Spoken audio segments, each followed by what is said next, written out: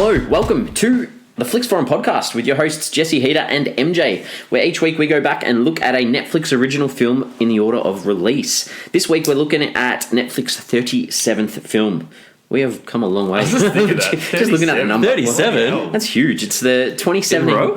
In a row? This is the 2017 comedy Handsome, a Netflix mystery movie. It's directed by and stars Jeff Garlin, Natasha Lyonne, Amy Sedaris, Leah Remini, Christine Woods, and Stephen Webber. Hello. Hey, mate. Hey, mates. You sound crook still, MJ. A little bit. Just lingering in the voice. It's my sexy podcast voice. You're looking a lot better. I feel better. At least we're not recording in a hospital this week. Yeah. The sound last week I don't think was that good. Rising from the ashes. That's the things I do for my Flicks Forum audience. I can't let you guys down. So, we kick off the show usually with the Fast Flicks, where we do our quick summary of the film. Heater, tell us what you thought about this film, or whatever. What's Fast Flicks? Fast Flicks? All right, it's short and sweet. So, a homicide detective who is getting close to retirement is tasked with solving the murder of his new neighbour's babysitter. Wow, I'm going to go mine next because I feel like mine's very similar. Did we write the exact same Pretty one? much. A detective must try and solve the murder of his next door neighbour's babysitter. Oh, wow. Wow. You didn't mention that he's near retirement. I didn't because I didn't think that really mattered. I just wanted to get a few more words into mine. I would have gone for like 3 seconds. MJ. Gene Handsome, a talented LA homicide detective, investigates a murder alongside his ragtag team of crime solvers, interviewing a town of numbskulls and trying to solve a not so clever crime. You've gone all out there. My question is, what's he talented at? He's a good detective. Oh, okay, at being a detective. Yeah, he's a good detective. Good. He's a talented LA homicide detective. You know, when I realised that there was a character's name called Gene Handsome, the title made so much more sense. I've been looking at this film on our list of films that we need to cover, and I'm like, Handsome, a Netflix murder mystery movie. What? That doesn't make sense. Yeah. None of it made sense. And as soon as like, his name's Handsome,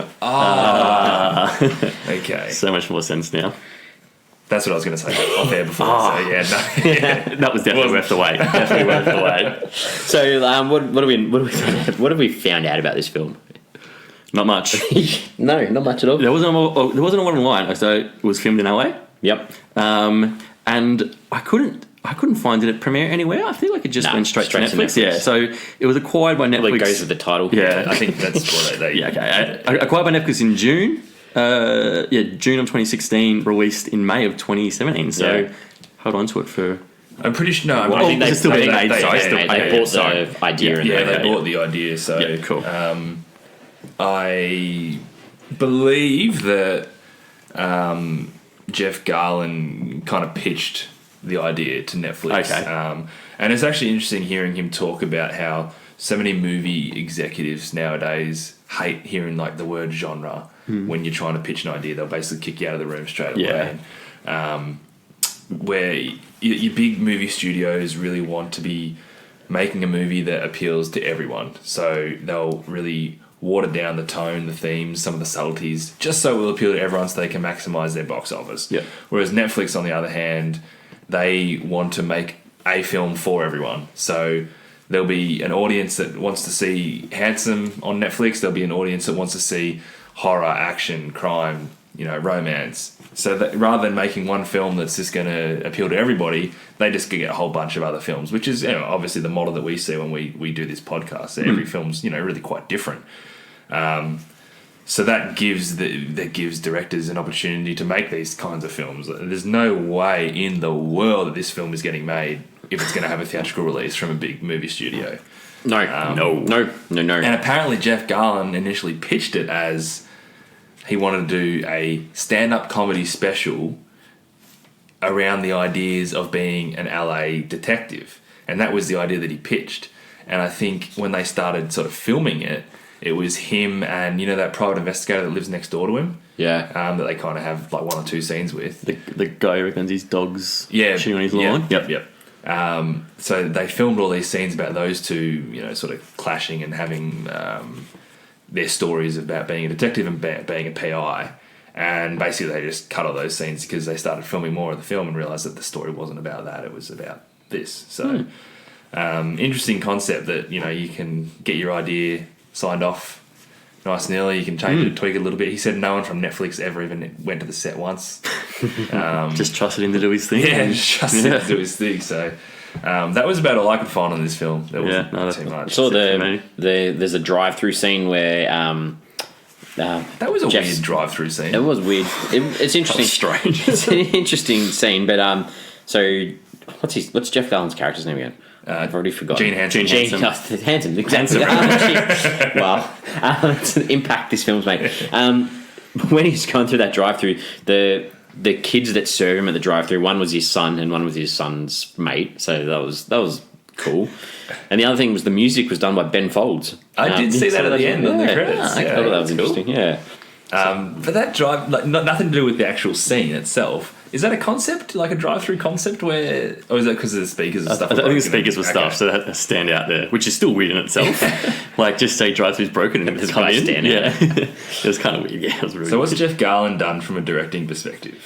This is his third feature film. Yeah. So you know him from from like Curb Your Enthusiasm, The Goldbergs, those sorts of shows. So his first one was called Someone to Eat Cheese With. Yep, I did look up that. And the second one was Dealing with Idiots, but no G, just like a little apostrophe. Dylan. So a few shorts as well. So yeah, I haven't seen either of those two. He says most of his films are around the 80-minute mark, and he's all along the less is more concept with comedy.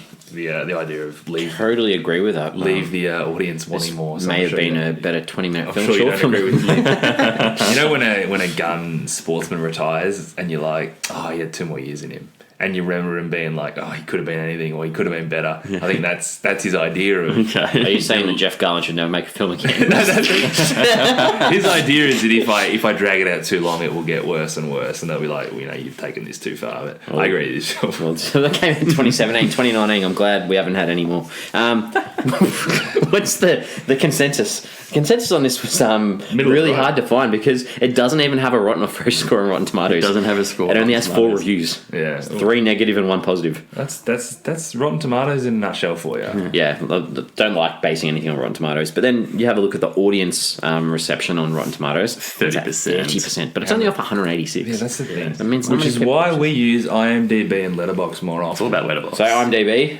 5.3 out of 10 for just over 3,000 reviews. Yeah. And then Letterboxd 2.4 out of 5, 1,100, which again is very much on the lower the lower end. Not many people seen it, but or rated it. But it's not a bad, considering what the film was. It's actually not a bad result. Pretty good score for what it was. 2.4 is pretty low on Letterboxd. All right, what are our early thoughts on this film? Peter, what are you thinking before we get into it? I didn't hate it, but I didn't really like it. I kind of sat through watching it going, what am I watching? Like, I wasn't, I wasn't liking the film, but I didn't think it was awfully bad. I was just kind of like, what is happening here? Yep. I really wanted to like it. I think I love Jeff Garlin in The Goldbergs. I think Murray Goldberg is one of my favourite characters on TV right now. But this just didn't work for him. I think maybe he took too much on with the writing, directing, starring, and I was really leaning into it early, like trying. Yeah. Like, oh, that's a little bit funny. You know what? That is funny. That's funny. And I gave it the benefit of the doubt with some of the jokes. Talk yourself into it. Yeah, being funny. but I did think them funny. I actually rewatched one of the scenes afterwards, and I still think it's funny. But around the 20-minute mark, I reckon it just lost me, and I'm like, no, this is it's not gonna be good. It's gonna be work, and it wasn't. It was just tough. Like it was so inoffensive. Like we watched some films. Isn't offensive? Yeah. Oh, okay. As in, like that you're watching like, it as a film. Yeah, like why are you making me watch this? It wasn't like that. Yeah, it wasn't like that at all. But it was just strange. Jesse, you did not like it. So I spoke last week. This is obviously where I've gone back to back. I'm going to watch this. So I've seen. Did you remember this one? This film when it first came out. Did you remember how it ended? I did remember. Well, the opening scene makes it pretty evident. Anyway, we'll talk about that later. But on that. I struggled to get through this on the second time. It was like when you have this recurring nightmare that you wake up and you're like, oh, I've had that dream before. And it was like, oh wow, that's because you watched the film before. Yeah, exactly. That's what it was like. I for a comedy, I didn't laugh once. Yeah, okay. So that's what sort of killed it for me a little bit. If you're going to pitch it as a comedy and use Netflix mystery movie in the title and open it up like you're telling us straight away what happens, I need something to make me laugh, and it didn't. So that's where I'm at the moment. Yep, fair enough. All right, look, characters. Let's talk about some characters. I found it hard to really dig into any of the characters, except for Gene Handsome. Obviously, he's probably the one character we really do get to know. Yeah, I didn't hate him. He was kind of an interesting character. Yeah. He was likable. It was likable without liking him too much, but I did not like him, so he was okay. I was wondering whether the commentary on his lonely life was ever really going to go anywhere, though, and it kind of didn't. He never really properly pushed it. But he's a good detective, and they make that clear that he's a good detective.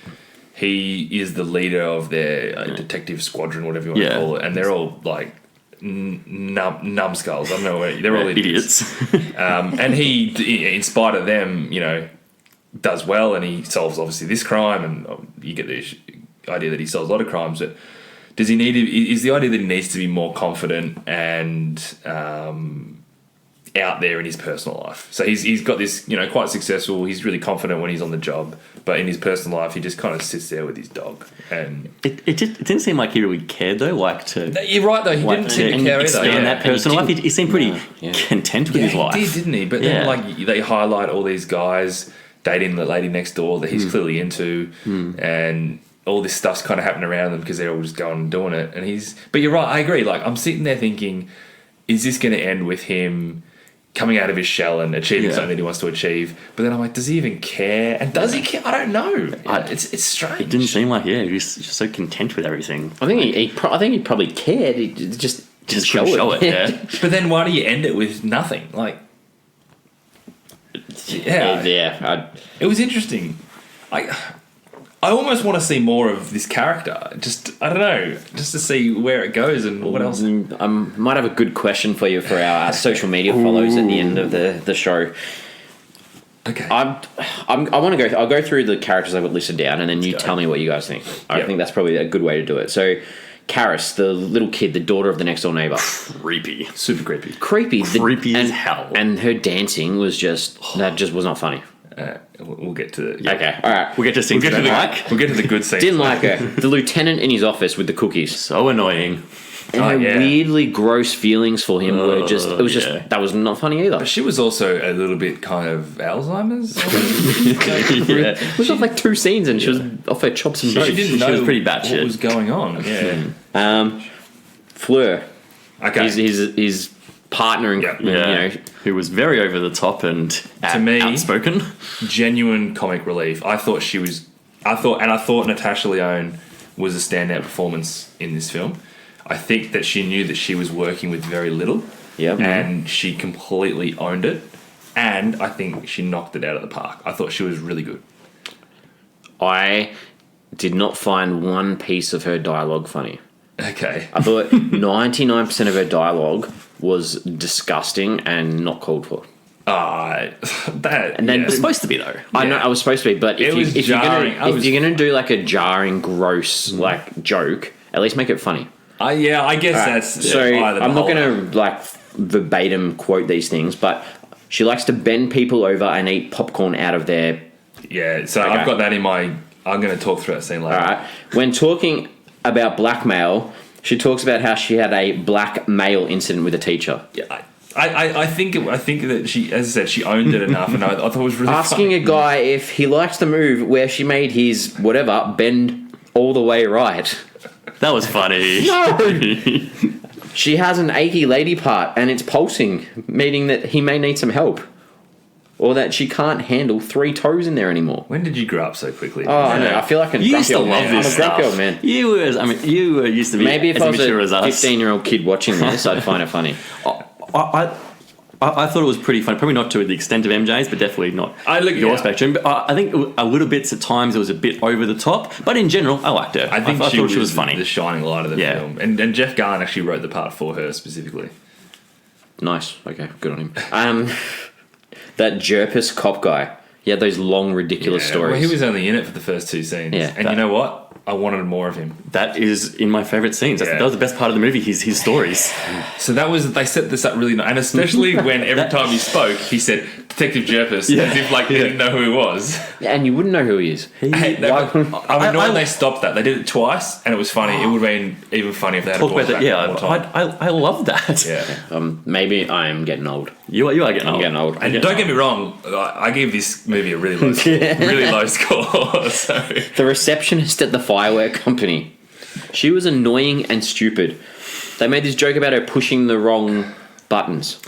Oh yeah, when she's trying to dial in the dude, and then the whole thing about the coffee table book. She's going to freak out because she won't have a coffee table book. But this is her real issue as a receptionist. You're getting pretty upset about very minor characters. I know. Okay, there's some more minor characters that I got really upset about. So we meet Charles, which is like the daughter Karis's mate. Oh yeah, and the young kid. Yeah, and then Devon, the next door neighbor, the hot guy. So Handsome walks in the door, meets this Charles kid, walks inside, then meets the next door neighbor Devon in this one scene. Both meet him in 30 seconds, and that's it. I know we see the young kid at the end, but. What was they were useless. Well, the guys that were dating the next door neighbour, I think they were all about just showing the difference between Handsome and them. Yeah. But then she was happy to snuggle up on the couch to him the next night. Like, I don't know. I don't know. What did you think of Nora, though? Okay, Nora. All right, Nora. Nothing character. Absolutely nothing. All she did was dream. It was literally about her dreams, about her work and her dental work, and then her dreams about having a future house. And I didn't think too much of her either. I didn't either. I agree with you. Yeah, and then she had this one line where she's like, he's looking at her sleeping, and she wakes up and goes, "What do you think about having a shaved?" Yeah, that was whatever. I was like, "Duh." Heater's already said shit in this podcast, so you can say shaved. Damn it! Now I have to put an explicit thing on this podcast. That's what I'm saying. It's already been used. I said it early, man. Yeah, sorry. Use it, so I've tried so hard not to put the explicit warning. Yeah. Anyway, of course he's all right. I don't think there's any other characters we can talk about. No, you covered. Sorry, 7 more than I was. Did you like the killer? Oh, the actor. No, he was annoying. Yeah, he was annoying. So annoying. We're going to talk about the first scene. Yeah, I think we definitely. I find it hard when you have a film where you don't like one character. Like, I didn't not like Handsome, but I didn't like him. Yeah. Yeah, no, I agree. That's a fair one. I kind of like him. I do. As I like Jeff Garlin. I think he's a funny guy, and I wanted to see more. And I was cool with seeing him, and I really wanted Fleur on screen as much as possible because she did crack me up. Like, even when she's just talking about, like how she's got to go take a shit or whatever. She's like, "Oh, it's cool, man. I'll wait for you." No, it's fine. It's fine. Like, everyone knows that she's going to shack up with the guy in the room. I found it pretty funny. Sorry. Could this have been a Kevin James film? Could you see Kevin James playing Handsome? Are you saying this from a weight perspective, Jesse? No, this is me. Big burly comedian. No, this is me. You just said you thought that you love him in the Goldbergs, and that's one of your favorite characters. I do love Kevin James. You've said on this podcast that you love Kevin James and King of Queens. So my thing was, hey, maybe you could see him in this role. I can't see how it wouldn't work. Yeah. Yeah. So it had nothing to do with the weight whatsoever. I think it'd be fine. Thank you for trying to make me out to be a bad person. No, I just thought you're typecasting. Oh, okay. Fair. They're both wide. Was that? Yeah, I could see Kevin James doing this. He could do it. Maybe it would have been a better film. Potentially, yeah. Potentially. Maybe. I may have laughed once at least. I got to preface that. Maybe if you weren't so mature, you would have laughed. I've really only watched Jeff Garlin in the Goldbergs, but he's that good in it. But that's a great character too, so, I mean, what can you do? Anything else you want to talk about? Actors, cast? No. All right, let's have a look at some scenes. What, MJ, tell us what you like. There's some scenes that made you laugh. Tell us what don't made get you me laugh. wrong. I gave this film really low score, but I still laughed in it. I think the first time I laughed was when Jeff Garlin and Natasha Lyonne are in the car talking about San Andreas. Oh no! Just best movie ever. So they were riffing really nicely. It felt really. It was almost like they were just sitting in the car. He's like, "You know what I watched last night? I watched San Andreas. My best film ever. Best film ever." And then there's who won the Oscar in 2015 that was better than San Andreas. And then just at the end, I loved it. Like, I thought that was a really good riffing between those two. It's in my worst scenes. Next. Okay, so this is the scene that I rewatched. When they are inspecting the body in front of the house, which actually leads in from the San Andreas scene. Yeah. Just, you've obviously already been introduced to the ragtag team of crime solvers that he's working with. when they find out that the body's been placed in the Star of David, and the guy just goes, Jesus, Jesus, Jesus, and then the other guy just goes, Sir, can I quit the force forever? I thought that was very funny. And then, come on, Jesse, laugh. That was funny. Detective Jerpis says, it's Detective Jerpis here. And then he had a long wind story about the fact that it's clearly a drive-by. And the girl's got her head cut off. And then he ends it with, case closed. And then Jeff Garlin's like, we haven't got a killer. And then he pauses, he goes, and that's why you're the boss. But then my favourite line of the whole film, which is you touched on before as a bad line, is when Fleur's chatting through the details and she's like, the house belongs to Talbot Bacon. He's like, the actor? And she goes, yeah, I'd bend him over. And he's still, and then what? As if like, give me more details. Yeah. And then what? What do you mean? I just bent him over and ate a little popcorn out his ass. That I paused it and wrote it down because I was laughing so much. I thought it was really funny. The one sort of line that was okay in that thing was the guy's like, oh, it's an obvious suicide. It's a decapitation. That was the only partially okay like dialogue. That led into that scene where the Star Tour, was it Starline tour bus? Tour bus. And they make all those horrible jokes about Japanese tourists, and then there's a Japanese rabbi. Like that, after your Star of Day, I was like, oh man. Yeah. All right. What else do we like? I laughed at about 4 of those lines. The only other thing I laughed at, which I think you again touched on as being something really bad, is when what was her name? Cara, the little girl. Karis. When she wants to give Jeff Garlin the dance, and and she just stands behind the red curtain doing nothing, and then he's like, what are you doing? And she's like, this is the pre-entertainment. I just thought that was really clever. And it did annoy me that her silhouette was facing one way and her toes were facing the other way. Yeah, that annoyed me. But I just thought that was quite funny. And you know, this is all in the first 20 minutes when I was really leaning into it, and then I got nothing else. I've got her dancing scenes in the worst. What was the scene where she's just standing at the window staring at him? Yeah, she's creepy. Yeah, she's creepy as. Anyway, I had a good laugh out of those, and I watched them again, and they're a little bit funnier the second time. I might need to watch this again for a third time. Yeah, true. Peter.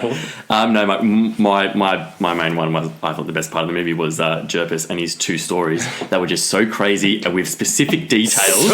So specific about all this stuff. I love the first one with the golfer. I'm like, this is fantastic. And then when he does it again, I'm like, this is just such crazy details, specific details. I love that. I could have listened to him talk about specific detailed murders for the whole movie. Like, I thought he was fantastic. Those parts were the funniest parts. I think of the movie. they could have used one more. I think it would have been funny with one more. Because they were just hilarious how crazy and detailed they were. Even the drive-by, he says that it was like a Greens. He specifies what car it was. Yeah. We did the drive-by. You could have had him come in at the end when they solved the crime and just say, I figured it out. Yeah, I figured it out. And then just like, no, we've already worked it out. That would have been funny. I also liked in like the first one with the golf murder, how he gave everyone names. That's true, yeah.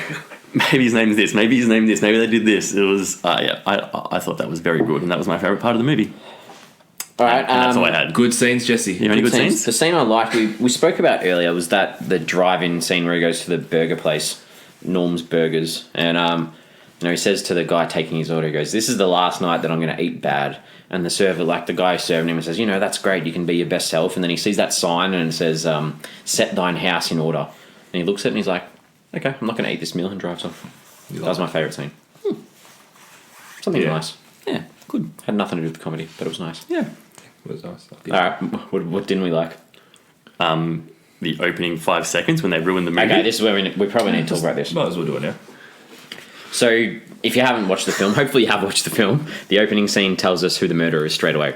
I couldn't believe that. So he literally, as Steve Webber as well. Yeah. Hey, I'm Steve Webber. Yeah. I hope you enjoy this multi... Is this before the credits? Yeah, before the Yeah. credits. What does he say? This Multi-format mystery something? Yeah. He's I play the killer. Yeah. Or the murderer. Hope you enjoy the film, sort of thing. So I was sitting there going, like, you don't need to do this and you don't get it. But then you tie it in with the title and what Jeff Garlin's trying to do with this whole genre sort of thing. And if it's sort of playing on these riffs of American crime shows where, at the start of one of these crime shows, they'll tell you who the killer is. And then it's how you get to the killer. So you think like CSI, those sorts of shows, you see who, like... Before every ad break, they used to do the last... Little recap. So, and I get like you're trying to make fun of it, but, with those sorts of shows, you're either sitting there for 22 minutes or 44 minutes. So your attention span's not that long. It's like, okay, I can deal with this as long as we're going to get to it quickly. Whereas this is a feature film. Like, so you've got to sit there for 80, whatever minutes it was. 80, yeah. And then, they follow that up with this Bond-esque sort of song that goes over the credits. And it's like, if you're going to do it properly, like, a Bond song always has lyrics. There was no lyrics. It was just this chick with the hula hoop that you see in the front lawn that he sits across all the time. Like, you got to go the whole way if you're going to do it. And so he said that the reason that they revealed it was because he didn't want the film to be about finding the killer. This film wasn't about discovering who the killer was. This was about... And initially he's thinking, okay, so he wants it to be about the comedy. So let's focus on the funny. But his thing was all about Gene Handsome. He wanted this film to be about the character. Yeah. Everyone's sort of following his lonely life and his story. I don't think that necessarily worked. And I when the scene first hit me, because I obviously read that later on. I listened to an interview with him later on.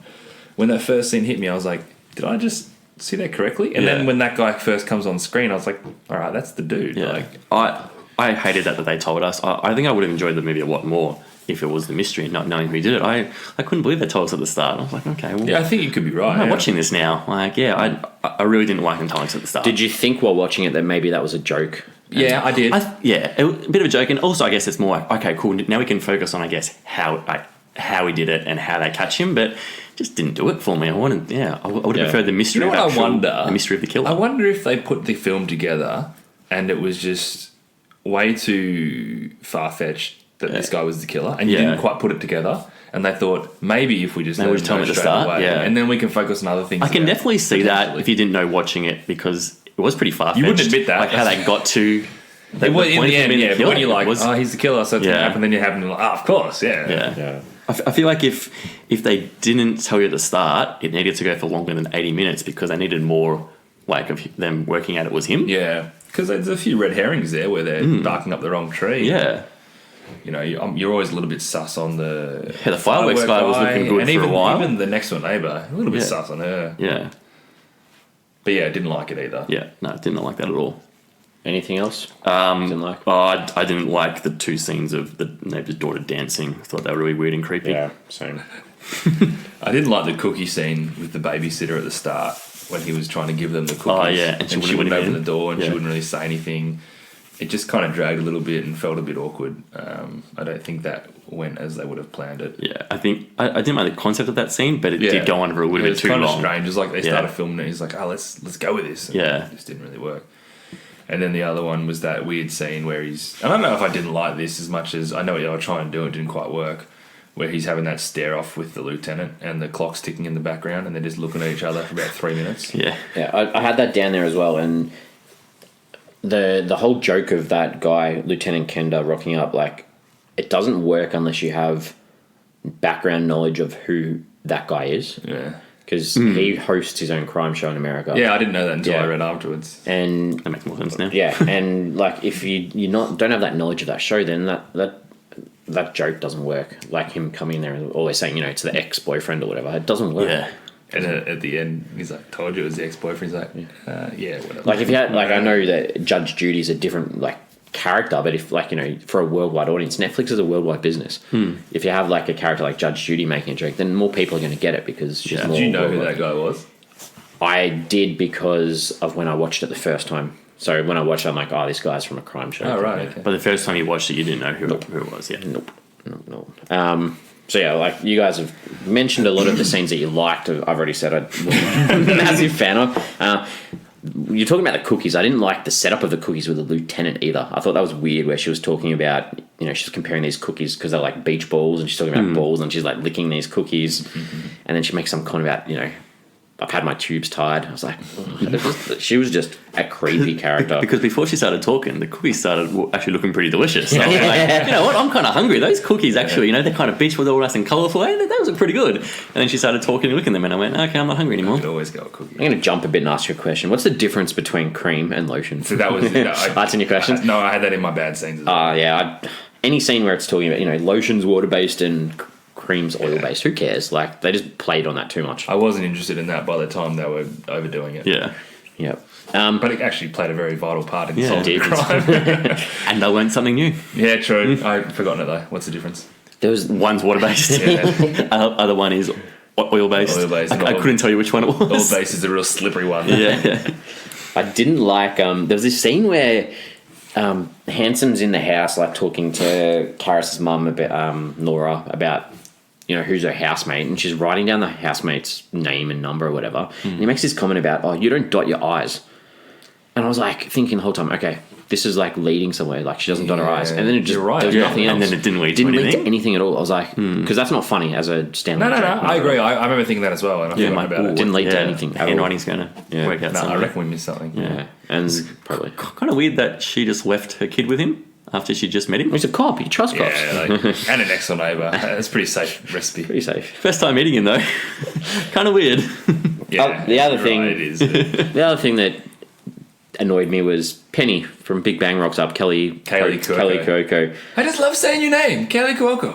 She rocked up for 4 lines. How much do you reckon she got paid for those 4 lines? I got a feeling Women. maybe she's got a relationship with Jeff Garlin. Yeah. I hope so, because Yeah. that was enough. That was nothing. I think she just came in as a favour to say, Yeah, I'll yeah. come in and say a few lines for you. All it made me think of her was, you're horrible. You don't look after your dog. Yeah, I didn't like that I either. didn't like that Yeah. at all. Doesn't it's just just locks a your dog dog. in a garage while she goes to I Hawaii was or going to say wherever. she's been away. It's Yeah. not like she went to the Yeah. shops.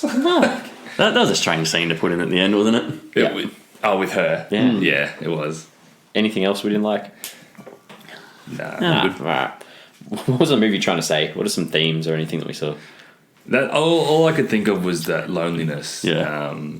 Because I think the whole thing about Detective Handsome was his life is kind of lonely, and I know we spoke about whether he cares or not. I think he's supposed to care.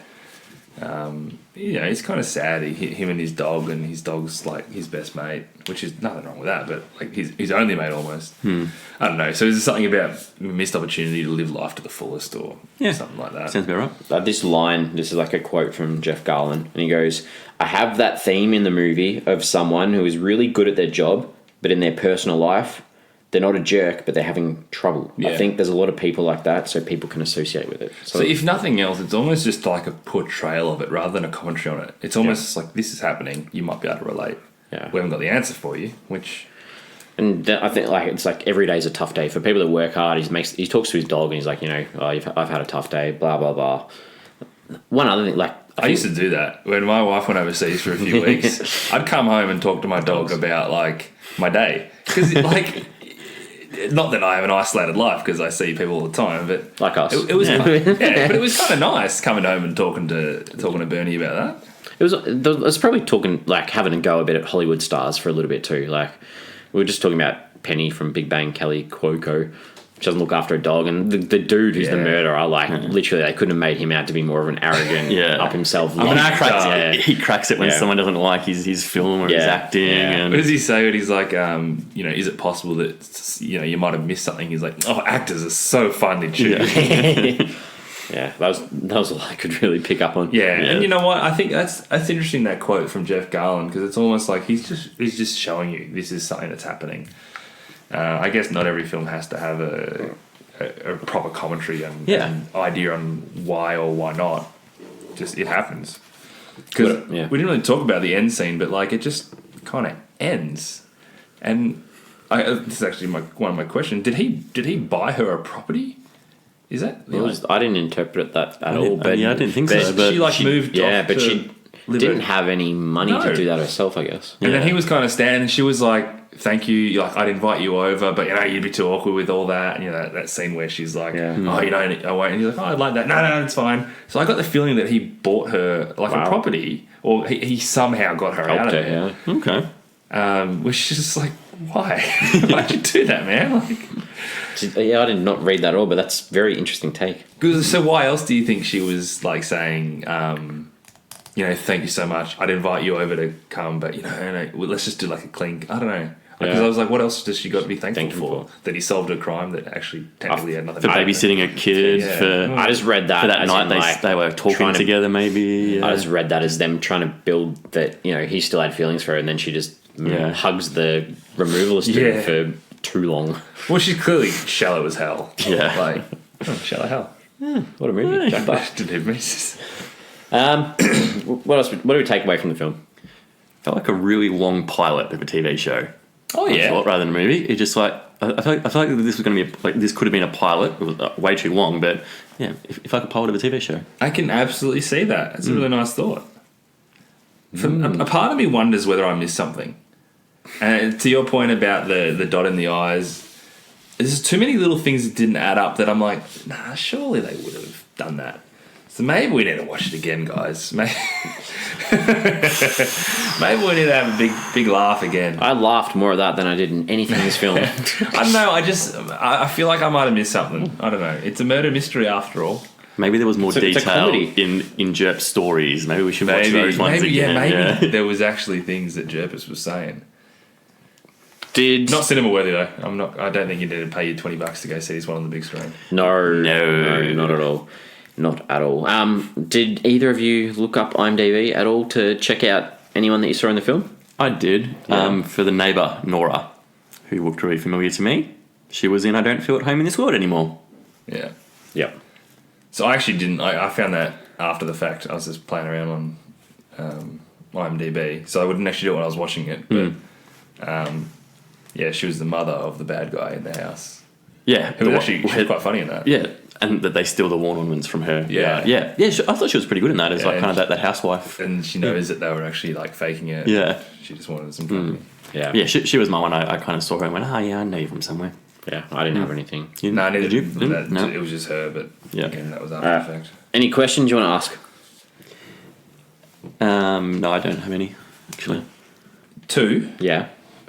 What's the go with the girl in the hula hoops? Was there something like they just kept showing her? Did we see her do anything else? Nah. Just the opening credit scene And then him occasionally- sitting on his porch looking at...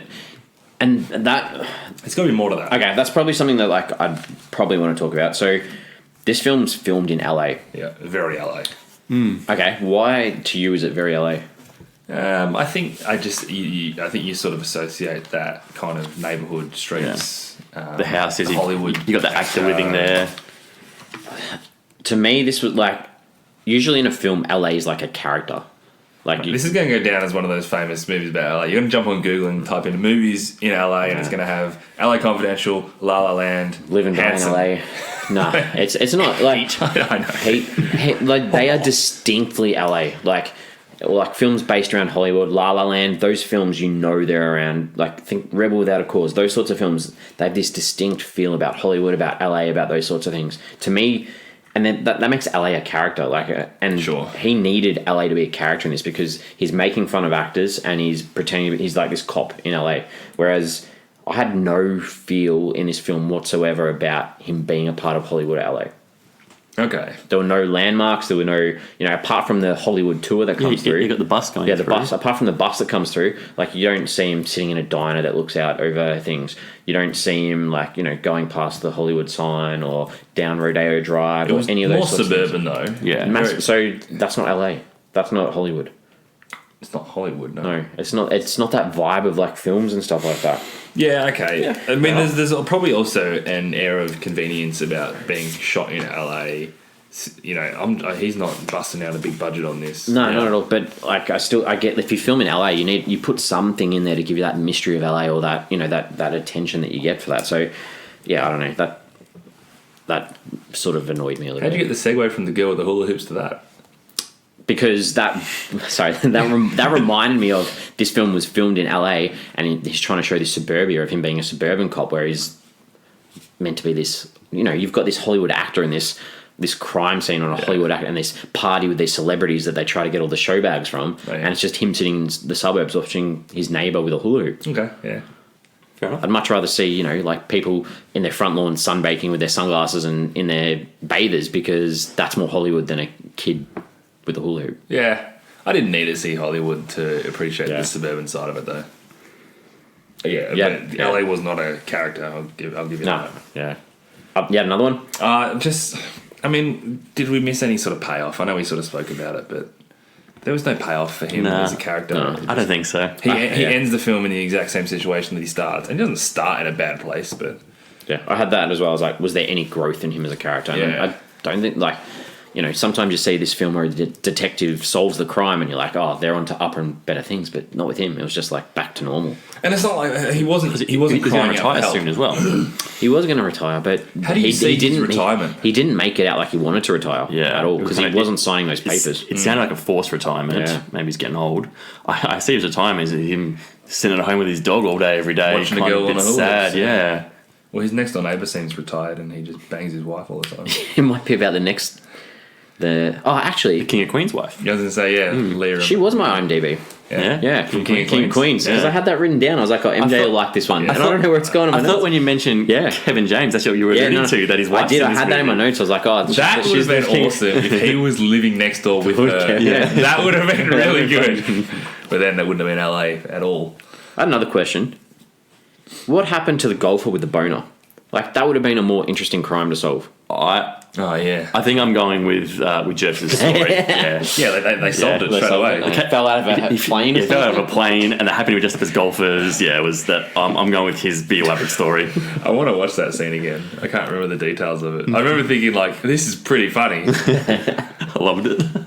It still got me straight away when he's like, the Detective Jerp is like, yeah, I know who you are. That I was, hired you. yeah, that's what I hired. Yeah. Any other questions? I don't have a question, but my dog definitely did bark. Oh, yeah, in it this was one. what a dog. So Candy the dog, which by the way, if you look at IMDb, which you probably did, Candy the dog is the second cast, The one thing that annoyed me was the order of the casting on IMDb. alphabetical Yeah. last name. Annoying. Candy the dog is the second name. It's something. It's got the dog's name. It's like something, and the surname is Great Dane. In the, but when Candy came on, Todd was barking so much that Bernie, my other dog, who doesn't care so much about animals on TV, he just got up and left because he just didn't want to deal with Todd's bullshit this whole time. Yeah, good. All right, let's wrap this up. We give our film a rating out of 5 and then add them up to work out what our average is on Flicks Forum. Heater, kick us off. So I didn't think this movie was very good, but it also wasn't awful either. It was just kind of a strange 80 minutes of viewing. I would have preferred not to have been told the killer at the start. I'm sure there are audiences who would have appreciated this, but it's just not something that I found too enjoyable. But I give it a 2 out of 5. 2 out of 5. MJ? I've given I've just given it an extra half star because of this conversation. Oh, wow. Okay. I laughed at more things that I thought were funny, and actually, I wrote here, I almost want to give this an extra half star because it was really inoffensive. So I did end up giving that. So I'll omit that line. Give it to yourself. It's not about us, it's about you. But this film, unfortunately, never left the runway. I was trying to give it a push start at first, but it needed to support me a little bit to help. The whole concept was just never really thought out. The humour didn't quite land, but there are enough laughs, and it was really easy to watch. I wasn't bored by it. It was an or easy anything watch. like that. 2 stars.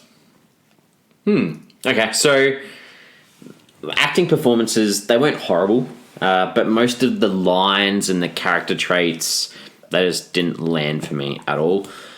When I was on Netflix said I had a 97% match for this film. Oh, that's disappointing. I felt let down. It was like when a friend forgets something about you. That's how I felt. I was like, I like that. That's clever. Maybe Netflix isn't your friend. nah, maybe it's not. So if I was Netflix, I'd be removing... Or maybe it's because you watched it before and they knew that. Whatever. Maybe. Actually, that's true. Once True, you watch yeah. the film, it doesn't tell you... Maybe I need to put the thumbs down earlier. Yeah, if I was Netflix, I would be removing the mention of it being a Netflix film in the title. I'd just call it Handsome. I'd get rid of that, yeah. Very strange. Get rid of that straight away. So I'm giving But this... I was intrigued. What did you give it? I don't know. I'm waiting. Sorry. I was intrigued by that title. I thought that was interesting. That so we've got a whole list of films that we're going to be covering on this podcast, and that's one of the few titles that piqued my interest. And I reckon maybe probably not because the viewership's not that high on it from what we've seen on IMDb and Letterboxd. But if you're flicking through a film to watch on a Saturday night, you're like, oh, well, this is something that's made specifically for Netflix. You know it's a murder mystery. That could be fun. I guess that's the reason behind it. Could be fun if they didn't give away the murder mystery in the opening. But I'm talking It's only a mystery for about 3 seconds. I'm talking about the title only. So anyway, I give it a 1 out of 5. So Heater, what does that give us as an average? That's a 1.67 out of 5. Sounds about right. We've done that before. We've had Yeah, 1.67s before. Yeah. So I like this question now. Now we've had this discussion. Yeah. I've got this question set up for our social media where you can jump on there and answer our question. My question this week is, would Handsome have worked better as a weekly procedural TV show? Yes. Good question. And thank you, Heater, for bringing that up earlier because we must have been on the same page. I reckon, this 22-minute TV show, just a different case a week. I definitely think that would have worked a lot better. Is the character interesting enough to get you back each week though? Maybe in a short time frame, like 20 minutes, and you'd be like, "Oh, those jokes were funny." I want a Jervis story an episode Minimum, yeah, at least. And as long as the Fleur's there as a firecracker next to it. I think. I mean, I'm still not saying it would have worked, but I think it would have worked a lot better than this film. Yeah, I can give you that. Yeah. Well, hit us up on our social medias, Twitter, Facebook, Instagram. We are at Flix Forum. Please subscribe if you haven't already. That would be nice for you to jump on board and give us a positive rating on any of the platforms you listen to us on. We'll give you this gold every week. We will, because next week, and I am going to struggle massively with the cast list for this film, so I apologise in advance. Next week is a 2017 CGI anime sci-fi action film. Really? Yes. Wow. This is our first animated film that we're going to look at, I think. Interesting. Which is good. It is called Blame with an exclamation mark. You can pronounce that. Well done. I can, but now I've got to get into it's a Japanese film, so I figured you said So it is directed by Hiroyuki Sashi, and it stars the voices of Takehori Sakurai, Kainai Hanazawa, Sora Amirara. I'm struggling already. No, you're doing well. Okay, next one is Mamoru Miyano, Ayu Suzaki, and Nobunaga Shimazaki. Have you typed them phonetically? I did type these phonetically to try and write them out. So very good. I gave it a crack because I didn't want to let the people down. So I did do this I think phonetically. you've done a good job there. This is awesome. I'm looking forward to this. So this should be good. It's a sci-fi anime film. So Sci-fi. Okay. sci-fi anime. Nice. Yeah, I'm picking it early here. Why would you just assume I'm not going to like it? It's just based on your reaction when you go, nice. Who knows? We could be pleasantly surprised. Your face was like, oh my God. That was classic. All right, so jump on board. Give that a watch if you want. And we will discuss that next week. So thanks as usual for having a good chat. Thanks, guys. Thanks, mate.